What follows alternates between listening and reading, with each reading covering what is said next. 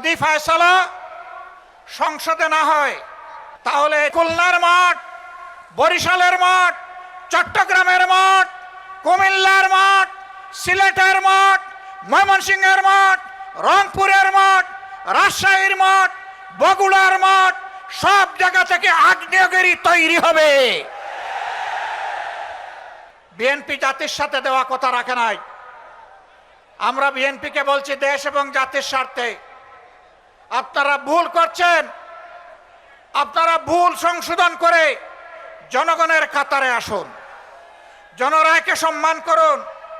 জনরায়কে সম্মান না করার পরিণতি কি হতে পারে দফায় দফায় দেখার পরেও যদি শিক্ষা না হয়, জীবনেও আপনাদের শিক্ষা হবে না।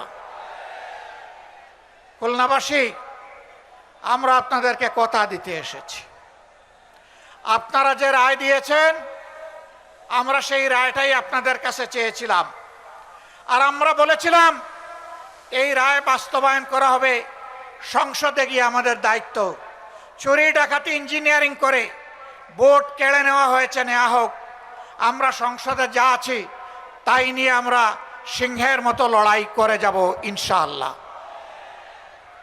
আমরা জানি সহজে কানে পানি ঢুকবে না, তখন সিরিঞ্জ দিয়ে যদি ঢুকাইতে হয় সে পানি আমরা ঢুকাবো। যদি ফয়সালা সংসদে না হয় তাহলে যেখানে কথা বলতে মাননীয় স্পিকার বলতে হয় না, যেখানে কথা বলতে স্পিকারের অনুমোদন লাগে না, সেই খুলনার মাঠ, বরিশালের মাঠ, চট্টগ্রামের মাঠ, কুমিল্লার মাঠ, সিলেটের মাঠ, ময়মনসিংহের মাঠ, রংপুরের মাঠ, রাজশাহীর মাঠ, বগুড়ার মাঠ, সব জায়গা থেকে আগ্নেয়গিরি তৈরি হবে।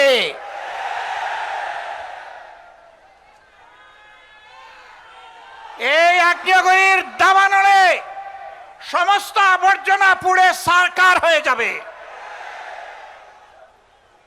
আমরা চাই না দেশে কোনো বিশৃঙ্খলা সৃষ্টি হোক। এ দেশকে আমরা ভালোবাসি।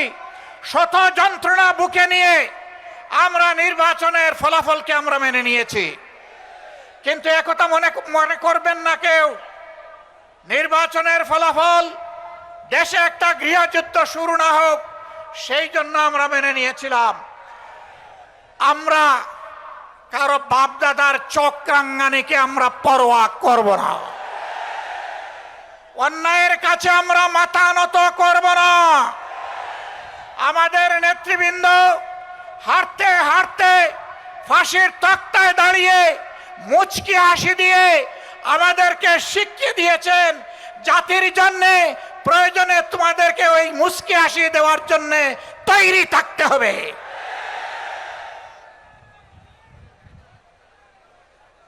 খানজাহান আলী শাহ মখদুম, শাহজালালের এই বাংলাদেশে জনগণ সেই মুচকি হাসি দেওয়ার জন্য প্রস্তুত।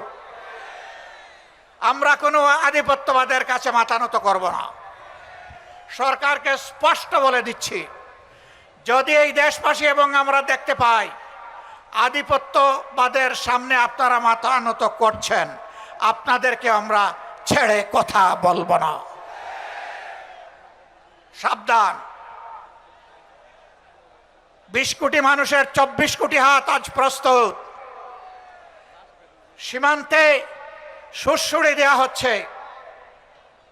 পশ্চিমের নামে একটা দেশ তাদের নাগরিকদেরকে অবৈধভাবে আমাদের দেশে ঠেলে দিতে চাচ্ছে। আমাদের মুষ্টিমেয় বিজিবি সদস্য সীমান্তে যখন দাঁড়িয়ে গেছে, জনগণ তখন তাদের ডান হাতে পরিণত হয়েছে। এই ডান হাত সারা বাংলাদেশের 20 কোটি মানুষ। অতএব আমরা চাই না আমাদের কোনো প্রতিবেশীর ঘুম এবং শান্তি কেড়ে নিতে। আবার কোনো প্রতিবেশী আমাদের দিকে তাদের কালো হাত বাড়াক, ওইটাও আমরা চাই না। যদি কেউ আমাদের দিকে কালো হাত বাড়ায়, মহান আল্লাহর উপর ভরসা করে বলছি, সেই কালো হাত ভেঙে দেওয়া হবে ইনশাআল্লাহ।